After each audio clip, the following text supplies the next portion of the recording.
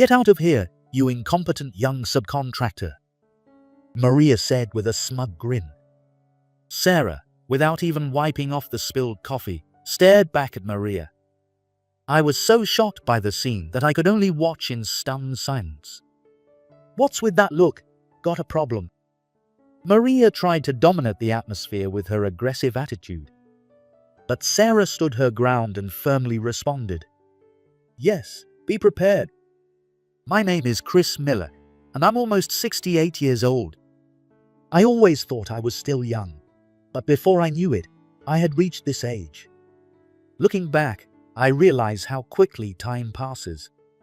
I've worked tirelessly since I was young. Maybe that's why times seem to fly by even faster.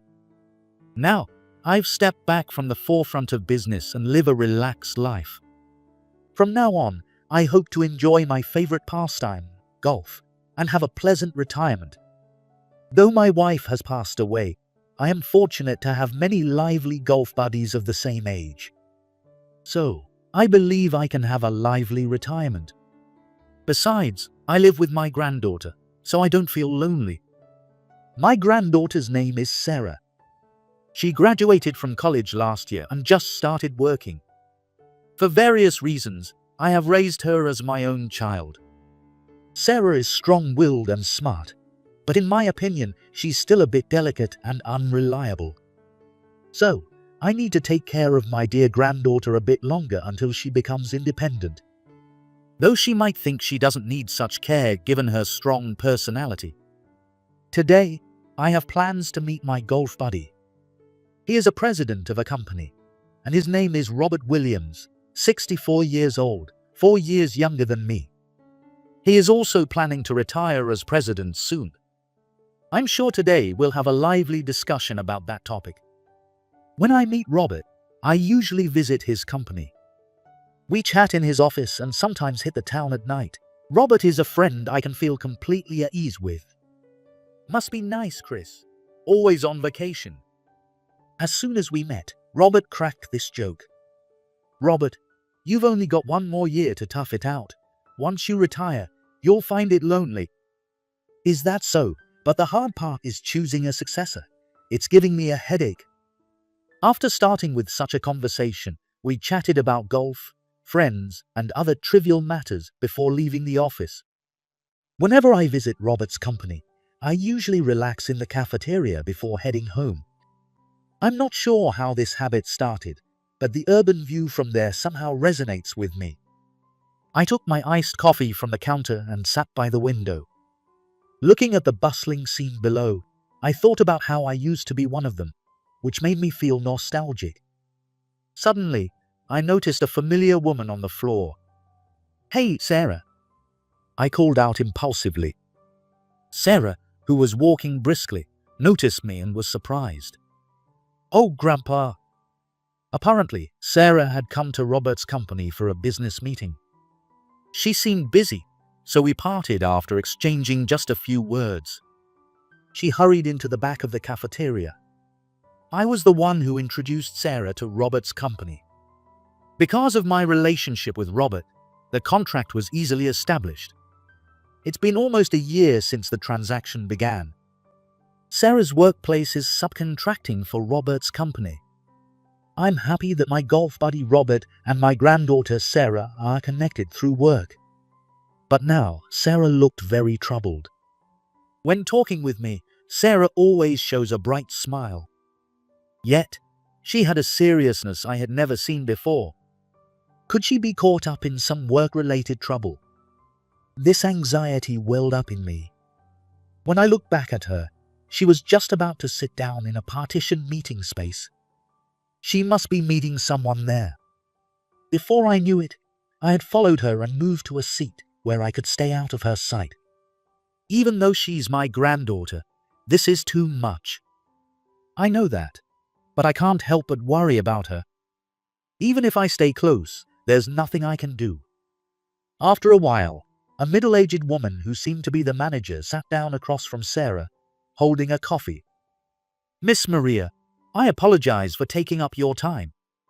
Sarah spoke in a humble voice. Between me and them, There was only a single frosted acrylic panel, so I could hear their voices and see their figures faintly. A meeting with the manager. Something serious seemed to be happening. Why are you here? You're just our subcontractor.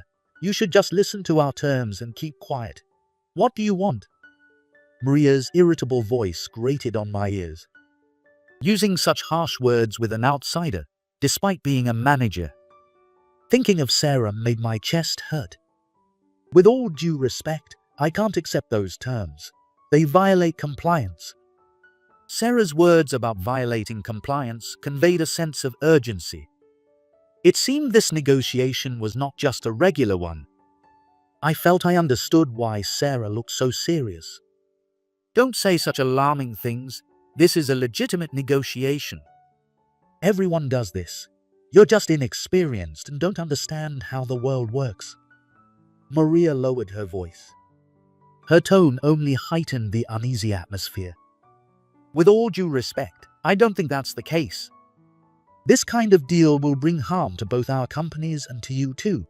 Could you please reconsider? Though quiet, Sarah's voice was filled with earnest concern. Who do you think you are? Enough? Change the representative. I can't talk to you anymore. I heard the screech of a chair being pushed back. At the same time, I saw Maria standing up. Please wait, Miss Maria. Sarah's voice was filled with distress as she also stood up. The next moment, I heard a splash and a scream. The scream must have come from Sarah. I stood up quickly and peered over the partition. Sarah stood there in shock, facing Maria, who glared at her with a sharp gaze. Liquid dripped from Sarah's hair, and her white blouse was stained brown. Maria held an empty coffee cup in her hand. It was clear what had just happened. Get out of here, you incompetent young subcontractor, Maria said with a smug grin. Sarah, without even wiping off the spilled coffee, stared back at Maria. I was so shocked by the scene that I could only watch in stunned silence. What are you looking at, old man? Maria noticed me and turned her glare toward me. Are you okay? I took a handkerchief from my pocket and pressed it to Sarah's forehead. Sarah looked surprised for a moment, but quickly returned her gaze to Maria. What's with that look? Got a problem? Maria tried to dominate the atmosphere with her aggressive attitude. But Sarah stood her ground and firmly responded. Yes, be prepared. Annoyed by Sarah's attitude, Maria clicked her tongue and quickly left the table. Once Maria disappeared, Sarah let out a deep sigh. Tears began to well up in her eyes. It seemed the tension had finally broken. Sarah, let's go home. I placed my hand on her back, and Sarah nodded. Her shoulders trembled as if she was struggling against something. Seeing her like that ignited a fire of anger within me. I will never forgive that woman, I muttered to myself, clenching my right fist. Sarah and I went straight home. Sarah, who had been silent the entire way, burst into tears as soon as we faced each other in the living room. She acted bravely in front of Maria, but she's only in her second year at the company. She has very little life experience. It's natural for her to be shocked, having never faced such a harsh situation. I listened as Sarah explained the details. According to Sarah, Maria started interfering with the contract about a month ago. Up until then, the transactions with the previous representative had gone smoothly without any significant issues. Then suddenly, Maria demanded a change in terms. First, she made an absurd request for a price cut. Naturally, Sarah refused. Next, Maria demanded a kickback instead of the price cut. A manager demanding a kickback from a subcontractor is unheard of. If you had told me sooner, I would have informed the president. When I said this, Sarah pursed her lips and muttered softly. I wanted to solve it myself. Sarah wanted to handle Maria on her own without relying on my help. She tried to convince Maria to change her mind and stop her misconduct. I was moved by Sarah's sincerity. At the same time, I felt anger towards Maria for trampling on Sarah's feelings. Maria probably doesn't know about my relationship with Robert. She likely doesn't understand how this contract was established. Of course, she doesn't know that Sarah is the daughter of the president's friend. If she did, she wouldn't have imposed such unreasonable conditions or thrown coffee at Sarah. However, ignorance doesn't excuse her actions. Grandpa, what I did wasn't wrong, right? So why do I have to go through this? Sarah's sad face stirred my heart. Her opponent is a seasoned veteran who climbed up to the position of manager. No matter how strong Sarah's sense of justice is, she's just a second-year employee up against a formidable foe. Sarah, you did nothing wrong. You did the right thing, but there are bad people in this world who mock the righteous. Let Grandpa handle this matter, I said, holding Sarah's hands. Sarah hesitated, unsure if she should accept my help, but finally gave a small nod. She probably doesn't like relying on me. This stubbornness is just like her father. If he were alive, he would be a great support for Sarah now. That's why I have to support Sarah as a surrogate parent. I immediately called Robert. I informed him about the incident in the cafeteria and Maria's unreasonable demands. Maria did such a thing. Robert's voice choked after hearing the story. Chris, I'm so sorry. And to your granddaughter too. But Maria holds significant power within the company. She's involved in the fierce competition for the next president. I could sense Robert's distress. Maria has solidified her position and is busy gathering votes from the board members. Robert supports the board members opposing Maria. Because of this, Maria has a rebellious attitude towards Robert. Therefore, even if he reprimands her, the board members supporting her will likely squash it. Robert imagines this outcome. Then I'll help. I witnessed her throw coffee at Sarah. There's no way she can deny it. Besides, we have an ace up our sleeve. When I said this, Robert's voice brightened as if he had been waiting for these words. Sorry, Chris. I owe you one again, Robert said with a wry smile, scratching his head. Anyway, set up a meeting for me, you and Manager Maria. If you can do that, I'll handle the rest. Robert agreed to my request without hesitation. 2 days later, I visited Robert. In the president's office, he looked different, a bit tense. Maria's presence must be weighing on him. After a brief greeting, Robert immediately called Maria into the office. A few minutes later, there was a loud knock on the door, and without waiting for a response, Maria bodged into the office. Her behavior reflected Robert's struggle. This woman had no respect for the president. She probably looked down on him, thinking he'd be leaving soon anyway. What do you want to talk about? Maria asked bluntly as she entered the room. As soon as she finished speaking, she noticed me and frowned. Who is this? Maria asked Robert, her gaze fixed on me. Hello, Manager Maria. Don't you recognize my face? Before Robert could answer, I asked in a mocking tone, causing Maria to glare at me with hostility. Remembering faces is an important skill for those in leadership. Have you already forgotten what happened the day before yesterday? When I taunted her, Maria's eyes widened as if something had clicked. Oh, the old man from the cafeteria. Robert's eyebrow twitched at her words. He was clearly angered by her rudeness. He is my friend, Mr. Miller. He said he witnessed you throwing coffee on a customer in the cafeteria the day before yesterday. Regardless of the reason, such behavior is unacceptable in the company. Robert's eyebrow twitched at her words. A friend of the president, it's inappropriate to let outsiders into our cafeteria, and I didn't throw any coffee. It was just an accident, Maria said with a brazen smile.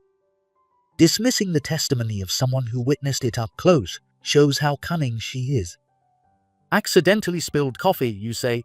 That's a transparent lie.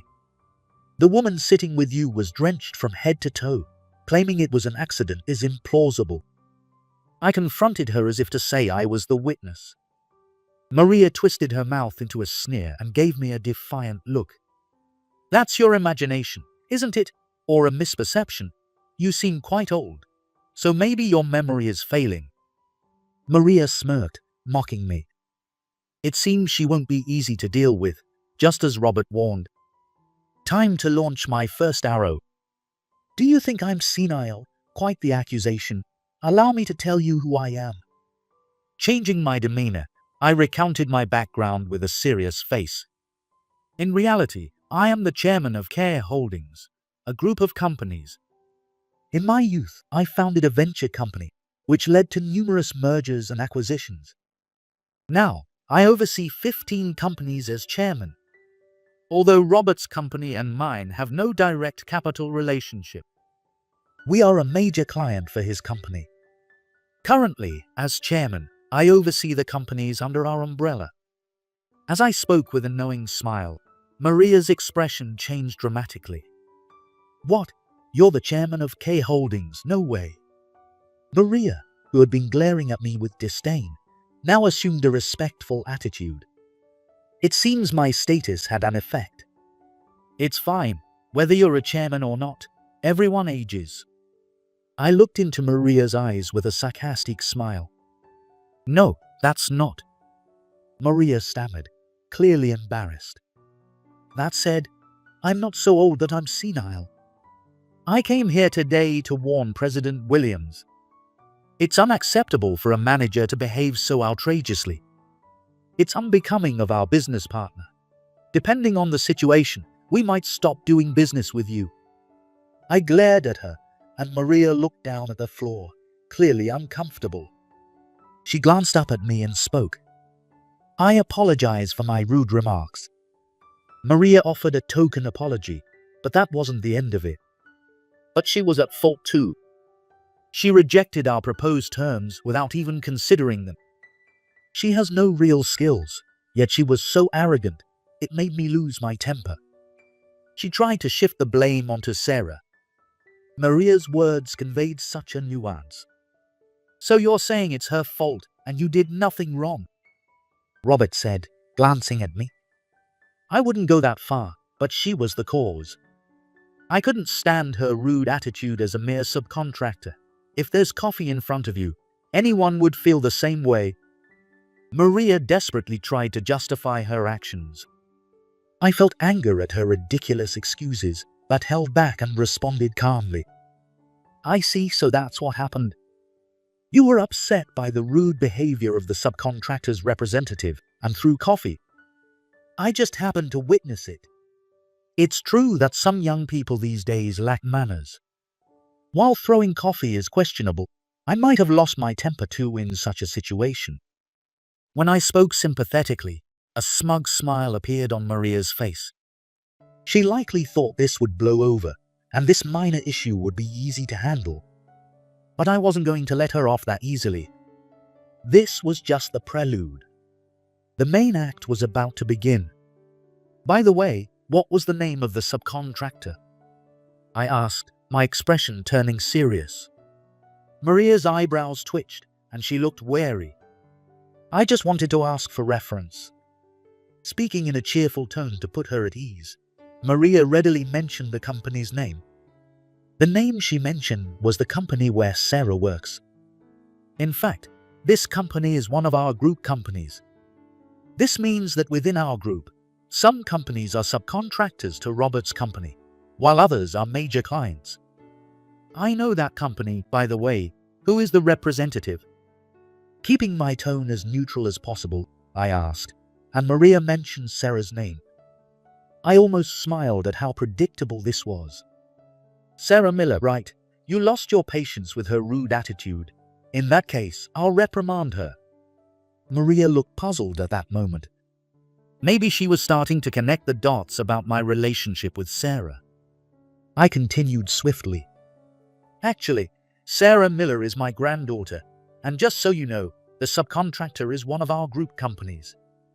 I narrowed my eyes at Maria, letting the anger I had been holding back flare in my gaze. What? A gasp of wordless shock escaped from Maria's mouth. It was no surprise that she was stunned, having just discovered the person she had been bad-mouthing was deeply connected to me. Sarah is the child of my only daughter. My daughter became pregnant during her school years and gave birth to Sarah. I couldn't accept this and refused to let my daughter and her partner come home. I couldn't forgive that my precious daughter was taken by a man of unknown background. The man worked hard, trying desperately to gain my approval. I had intended to forgive him someday, but that day never came. One day, I received a call from the police. They informed me that a car carrying my daughter, her partner, and Sarah had collided with a truck. Both Sarah's parents died in the accident, and only Sarah survived. Since then, my wife and I have raised Sarah as our own. It was, in part, an act of atonement for my late daughter and her partner. After my wife passed away, Sarah took care of me. Maria has been mocking my beloved granddaughter. Maria, you spoke very poorly of my granddaughter. Did Sarah really treat you so rudely? If so, it's also my responsibility for raising her. Well, did she? I pressed her with a stronger tone. The color drained from Maria's face, turning her pale in an instant. No, Chairman, you're being unfair. If I had known earlier. Was she trying to say she would have treated Sarah differently if she had known? I purposely concealed my identity to corner Maria. So, tell me, Manager Maria, was Sarah really that rude? Or did you just look down on her because she's from a subcontractor? I realized my voice had risen in excitement. My tone seemed to intimidate Maria, making her shrink back. Manager, what is it? We might lose an important client, be honest. If our group companies withdrew from Robert's company, it would be devastating for them. Maria surely understood that. I'm sorry. Maria apologized deeply. Apology means you acknowledge your fault. Yes, it's true I got angry at her attitude, but maybe I was just irritated. I'm truly sorry. Her previously arrogant demeanor was completely gone. Right now, Maria was likely focused on how to get out of this situation and minimize the damage to her standing in the race for the next president. If apologizing or even kneeling would help her achieve that, she wouldn't hesitate. But no matter what she does, she won't be saved. Robert and I agreed on this point. Moreover, Sarah holds the decisive evidence to push Maria over the edge. So, Sarah wasn't at fault, correct? I asked firmly, and Maria nodded slightly. Understood, that's fine. It takes courage to admit one's mistakes.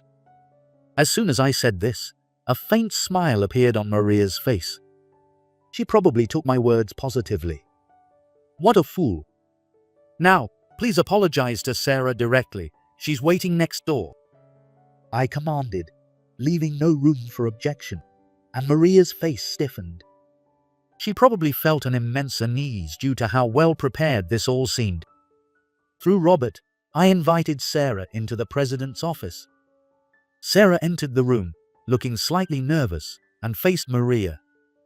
Now, Manager Maria, please, yesterday she was in tears because of what you did. I urged Maria. Maria, apologize quickly. Robert joined in, pushing her firmly. Maria, who had been hesitating, finally apologized. I'm sorry. Maria apologized with a face full of bitterness. Apologizing to someone as young as Sarah must have been the ultimate humiliation. Her frustration was evident in every fiber of her being. However, an apology is only a momentary shame. This woman isn't truly remorseful. Once she gets through this, she'll go back to her schemes for the presidency. I won't let it end like this. Now it's time for Sarah, fueled by her sense of justice, to take the stage. Manager Maria, please raise your head. Hearing Sarah's words, Maria slowly lifted her face. She looked at Sarah, clenching her teeth. Humiliation, relief, anger. It was clear she was struggling to balance these emotions.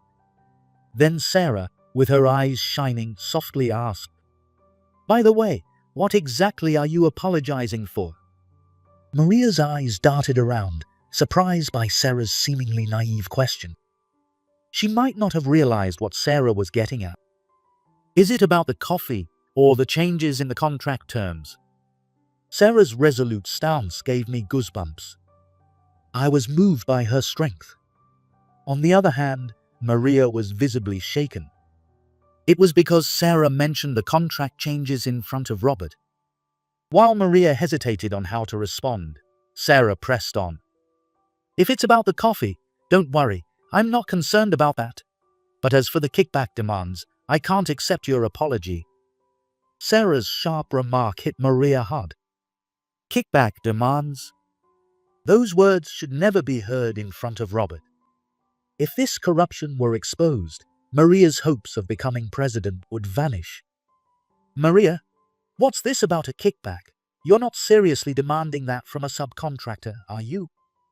Robert's words sounded deliberately naive. In reality, we had planned for Sarah to bring up the kickback issue here. So Robert was already aware.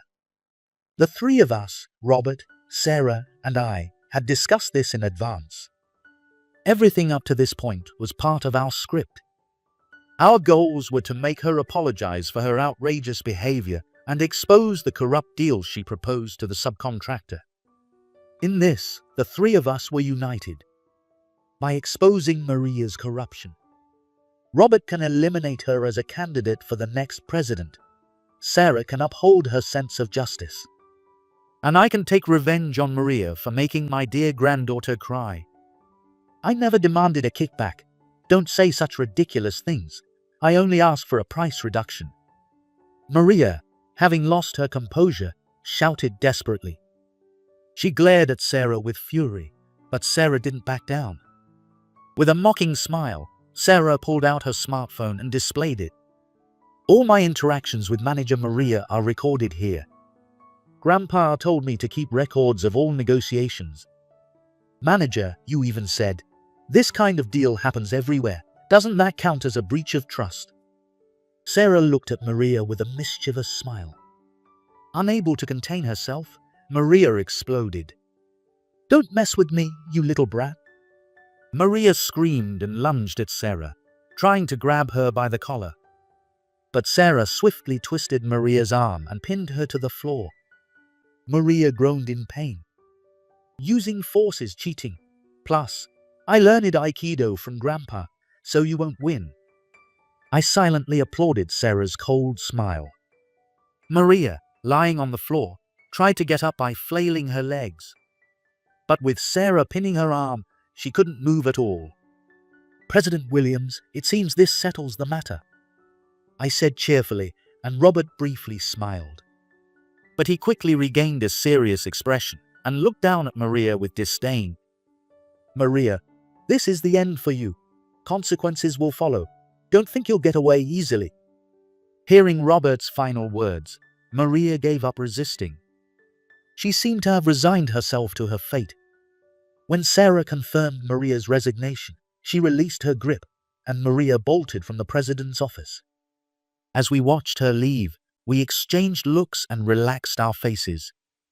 Subsequent investigations revealed that Maria had been receiving kickbacks from subcontractors. As a result, Maria was dismissed from her director position and charged with breach of trust. Maria had needed money to gain an advantage in the race for the next president. She planned to use the money to bribe executives and increase her supporters. Unable to demand unreasonable price cuts from subcontractors, Maria pressured them for kickbacks and ran around collecting money. She poured in her personal wealth and resorted to crime, clinging to the power of the presidency. Her obsession is astonishing, but now that her scheme has failed, she must pay a heavy price. Maria, who remained single all her life, has no family to support her. Moreover, with her significant assets seized, she has lost her means of livelihood. It's not an exaggeration to say she has no way to sustain herself. How she will live from now on is unclear. But at least she will never again hold a prominent position. As for me, I am filled with pride at Sarah's growth. When she graduated from college, I intended to place her in a prominent position within the group as my successor. However, she refused and chose the smallest company within our group. When I asked why, she said, "Only those who start from the bottom have the right to stand at the top. The journey there is what matters." I don't know where she learned this, but she holds such a belief. I am now certain she will become an excellent leader. After this incident, I believe there may be nothing more I can teach her. Thinking this, I feel a tinge of sadness. Even so, I'm inwardly relieved that I could fulfill my role as a surrogate parent. Robert's company, having removed the executives supporting Maria, has smoothly appointed the next president. Now, he can leave the company with peace of mind. Though I've aged, my body is still full of energy. I look forward to enjoying a delightful retirement with Robert.